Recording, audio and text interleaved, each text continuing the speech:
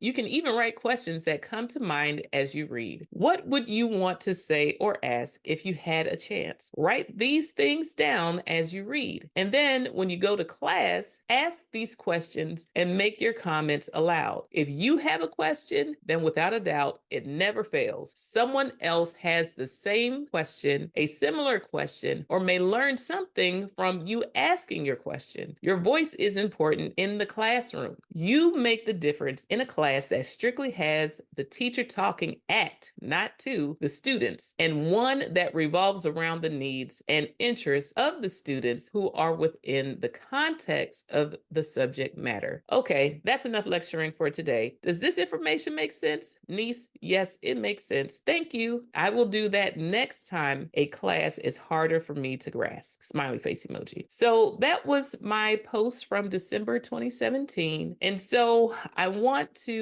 make sure that I emphasize it's important to reflect, do some self-reflection at the end of the semester and throughout the semester on how you feel you're doing in a class. The one who provides you all of those different touch points with the information by having an active learning class will say, hey, I've given you in-time practice with the material. You should be able to handle it. And the person who's doing the lecture expects you to be able to capture the information from what they're saying and capture the information based upon what you're reading or expected to read, and then be able to make connections either to the text or other readings or real life experiences or maybe case studies in your assessments in order to determine how well you've learned the information. When you have a challenging class, I want to encourage you to be the challenging student. Don't just sit there and say, oh my gosh, I don't know how I'm going to make it. This is terrible. I don't understand what's going on. But say, I need help.